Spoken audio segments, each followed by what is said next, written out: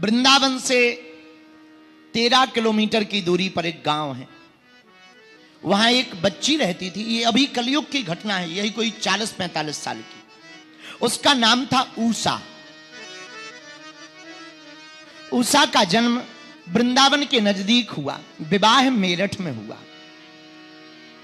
वृंदावन के पास उसकी मां रहती थी। मां बड़ी भक्तनी थी, क्योंकि मां को कोई जब संतान नहीं थी तो लगभग 1944 के बाद वो वृंदावन जाना प्रारंभ कर दी थी। उस वक्त उसका जन्म हुआ था, ऊषा की मां का। किसी ने कहा कि एक काम करो, वृंदावन जाओ, वृंदावन में बांके बिहारी से जो भी मांगते हैं मिल जाता है। आहा। ऊषा की मां का नाम था गायत्री। क्या नाम था? बिल्कुल सत्य घटना सुना रहे हैं। गायत्री एक दिन अपनी सखियों के साथ, बहुत दिन हो गए, कोई संतान नहीं हुई, वृंदावन गई। किसी ने कहा कि भगवान बड़े दयालु हैं, अगर उन्होंने चाहा तो तेरा वंश बांके बिहारी की कृपा से ही चल जाएगा। सखियों के साथ में गोविंद मेरो है गाती हुई जा रही है। 13 किलोमीटर की दूरी कीर्तन करते हुए हर अमावस्या को जाती थी और गाती थी, गोविंद मेरो है, गोपाल मेरो है।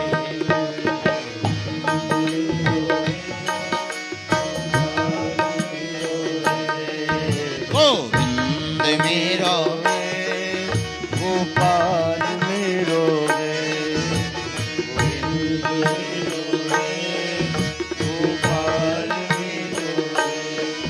श्री बांके बिहारी नंदलाल मेरो है। श्री बांके बिहारी, गाइए गाइए गाइए।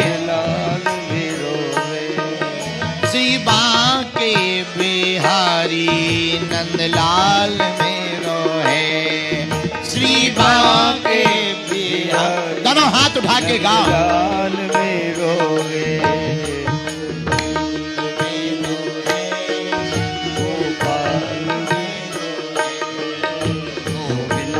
मेरो है, अच्छा, जहां कथा हो रही इन दोनों भाइयों का नाम भी गोविंद गोपाल। जे भी हमारे हैं वो जे भी हमारे हैं। तो संकीर्तन भी बड़ा प्यारा, गोविंद मेरो है, गोविंद मेरो है, गोपाल मेरो है। बिहारी जी को मिलने जा रही। कीर्तन गाते हुए गायत्री चली जाती। एक दिन अमावस्या के दिन भीड़ बहुत थी, बांके बिहारी में घुस गई। प्रवेश हुई, भीड़ बहुत, आंखों में नैनों में आंसू, हाथ में फूलों की माला। बुरा न मानना, बन जाते हैं लाखों रिश्ते जब पैसा पास होता है। टूट जाता वो रिश्ता गरीबी में जो सबसे खास होता है। गरीब घराने की महिला रोती ही हाथ में फूल माला लेकर के ठाकुर जी के चरणों में गई। एक गोसाई जी मिल गए। पंडित जी, कहां जा रही हो? दर्शन करना है। रो क्यों रही? पुराना जमाना है। गोसाई जी क्या बताएं, भगवान की कृपा से 2 वक्त की रोटी तो मिल जाती है, पर सब लोग हमें चिढ़ाते हैं क्योंकि हमारे कोई संतान नहीं है। पड़ोसन हमें रोज गाली देती है।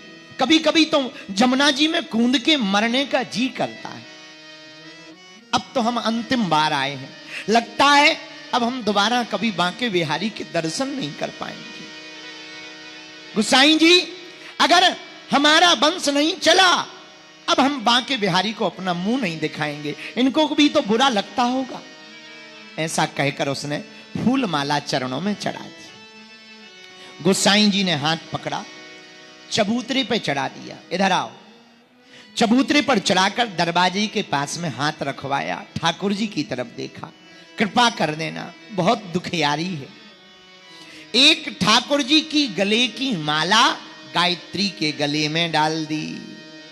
ये बेचारी घर आ गई। आहा, नैनों में आंसू। कई दिन बीत गए, एक दिन इसने सपना देखा, एक छोटी सी बच्ची, एक छोटी सी किशोरी इसके आंगन में खेल रही है और कभी लड्डू मंगाती, कभी रोटी मंगाती, कभी भोजन मंगाती। सुबह उठ करके पति को अपना सपना सुनाया, अरे तुम्हें पता है आज सपने में कोई बड़ी प्यारी सी छोटी सी बच्ची आई है। पति भी ठाकुर भक्त था, लगता है श्री किशोरी जी आई थी। और भगवान की ऐसी कृपा हुई कि 11 महीने के बाद इनके घर पर एक बेटी का जन्म हो गया। गदगद होकर के गायत्री ने गोद में लिया, 2 महीने की बच्ची को, लाली को गोद में लिया और बांके बिहारी के चरणों में गई। फूली नहीं समा रही, सखियों को साथ लिए और आज तो नाचते हुए जा रही है।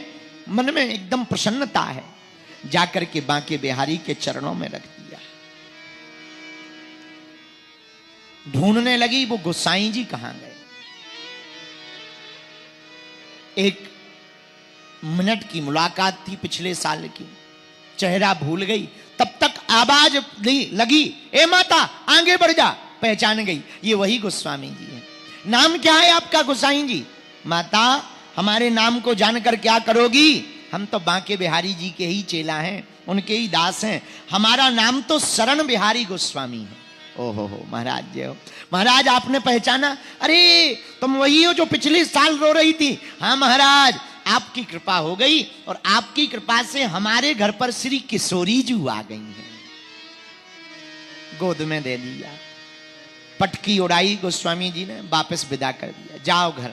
भगवान की बड़ी कृपा, गोस्वामी जी ने बिहारी जी की तरफ देखकर कहा, अरे बड़े छलिया हो, पिछली साल रो रही थी, आज देखो कितनी हंस रही। ठीक कृपा कर दी, ऐसी दया करते रहना। भगवान को धन्यवाद दिया। समय बीत गया, गायत्री की बेटी, उसका नाम उषा रखा। उषा बड़ी हो गई, गरीब परिवार की बिटिया। उसका विवाह मेरठ में किया गया, पर मेरठ वाले जहां विवाह हुआ वो बड़े लालची निकले। 10,000 रुपया, उस जमाने में बहुत होते थे, 10,000 रुपया का दहेज मांगा। बड़ी मुश्किल से उधार उठाकर उषा के पिता ने, गायत्री के पति ने 10,000 रुपया दिए। उषा जब बच्ची थी तो एक दिन 5-6 साल की हुई तो पिता से बोली, पिता आज रक्षाबंधन है, सब लोग अपने अपने भाइयों को राखी बांधते हैं, क्या हमारा भाई नहीं है? हम राखी किसको बांधें? मां की आंखों में आंसू आ गए। गायत्री बोली, बेटी तुम्हारा भाई है तो पर थोड़ा दूर रहता है। कहां? 13 किलोमीटर दूर वृंदावन में रहता है। नाम क्या है? बांके बिहारी। श्री बांके बिहारी को ही भाई बना लिया। हर साल राखी बांधने जाती है। विवाह मेरठ हो गया। रक्षाबंधन का दिन आया तो उषा ने अपने पति से कहा कि मैं हर साल अपने भाई बांके बिहारी को राखी बांधने जाती हूं, इस साल भी तुम चलो। पति ने डांट लगा दी। बड़े कंजूस लोग थे, बेपिजूली का बना रखा, बांके बिहारी बांके बिहारी। क्या बांके बिहारी? जाएंगे 100 रुपया खर्चा हो जाएगा, क्या तुम्हारा भाई बांके बिहारी 100 रुपया दे देंगे? ऐसा डांट कर पत्नी को चुप करा दिया। उषा चुप हो गई, पर उसका जी नहीं लग रहा था। बार बार आंखों में आंसू भरती और रोती। रक्षाबंधन की सुबह हुई, बाकी ननंदें आ गईं। ननंद आकर के राखी बांध रही। उषा कोने में बैठकर बिहारी जी की छवि को देखकर कहती, गोविंद आज हम नहीं आ पाए, तुम्हारे हाथों की कलाई सुनी होगी। वैसे तो बहुत बहनें आई होंगी, पर हमारे लिए तो तुम ही एक अकेले भाई हो। पता नहीं किसी ने राखी बांधी भी होगी कि नहीं, क्या बताएं। हमें आना तो था, पर हमारे पति बहुत विचित्र हैं, हम आ नहीं सकते, हमको क्षमा कर दो गोविंद। इतना कहकर के वो फूट फूट करके रोने लगी। कुछ भोजन नहीं किया। उसका नियम था जब तक राखी ना बांध ले बांके बिहारी को तब तक कुछ खाती नहीं। आज 4 बज गए शाम के, भोजन नहीं किया। नंदों की सेवा करती, चाय बनाती, नंदों के नंदें बैठी, अटखेलियां हो रही, हंसी उड़ा रही, सब बातें चल रही। इसका दिल तो बार बार बांके बिहारी की तरफ जाता। इतने में क्या देखा, बाकी लोग काम में व्यस्त हो गए। उसी समय एक 16-17 17 साल का सुंदर सा बालक भागा भागा सांवला सा आया। अरे बहन, मुझको भूख बड़ी जोर से लगी है, जरा रसोई से भोजन तो ला दे। इसकी मति मारी गई, ये पहचान नहीं पाई। इसे लगा कोई होगा, गांव में आया होगा रिश्तेदार। इसने बहन कहा है, भैया तुमने हमें बहन कहा, हमारी आदत है कि हम जब तक राखी नहीं बांध लेते भोजन नहीं करते। एक काम करो, मैं पहले राखी लाती हूं, राखी बंधवा लो, फिर भोजन कर लेना। राखी लाई, राखी बांधी, वो चितवन को देखा, वो नेत्रों को देखा, वो सांवले स्वरूप को देखा, वो मधुर मुस्कान को देखा, देखकर गदगद हो गई। ऐसे ही मेरा भैया बांके बिहारी है। भैया कहाँ के हो तुम? झूठ मूठ का परिचय पता लगा। अंदर गई, हम अभी भोजन की थाली ले आ रहे हैं, रुको। जैसे ही अंदर से थाली लेकर आई, वो बालक गायब हो गया।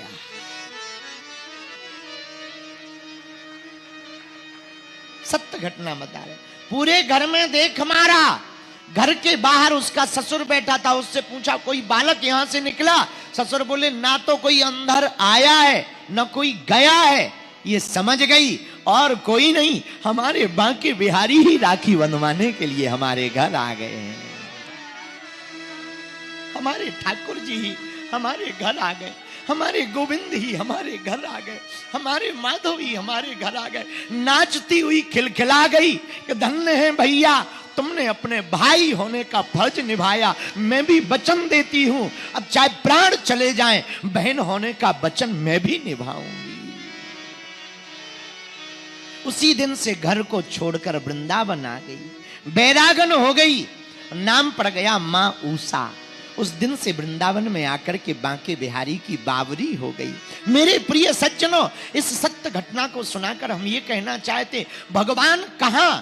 जहां भक्त की हां, आज भी भगवान मिल सकता है। तुम अगर तन को चमकाने की जगह मन को चमकाओगे तो गोविंद प्रकट हो जाएगा। तुम तन मन के गुलाम बनने की जगह अगर माधव के गुलाम बनोगे तो आज भी हमारा गोविंद तुम्हारे सामने प्रकट हो जाएगा। हमारे हनुमान जी आज भी प्रकट हो जाएंगे। भगवान कहीं दूर नहीं, भगवान तो अंदर है। हमारे गुरुजी कहते थे, मुझको कहां तो ढूंढे बंदे, मैं तो तेरे पास में, ना काशी में ना मथुरा में, मैं तो तेरे पास में। भगवान तो तेरे पास में है। तो भगवान को पाना है मेरे पागलों, तो हमें मन के गुलाम नहीं बनना, हमें माधव का गुलाम बनना है। माधव के गुलाम बनोगे तो मस्ती आ जाएगी, मस्ती आएगी तो अच्छे अच्छों की हस्ती तुम्हारे सामने टिक नहीं पाएगी।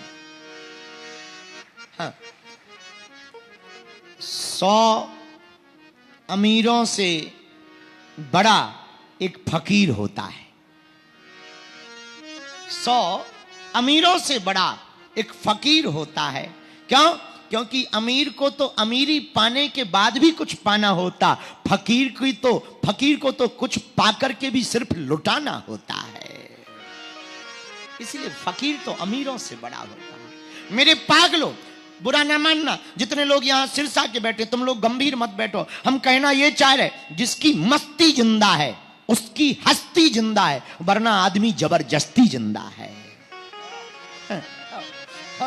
वरना आदमी जबरदस्ती जिंदा, मस्ती बरकरार। बहुत से लोग हमारे पास, गुरुजी आपके ऐसे बातों को सुनकर कई लोग पागल कहने लगते। अरे पागल कहते तो कहने दो, उनका काम है। ये दुनिया वाले क्या जाने, पागल कहने का काम इनका है, इनको कहने दो। जमाने का काम अपना कहना है, हमारा काम मस्ती में रहना है।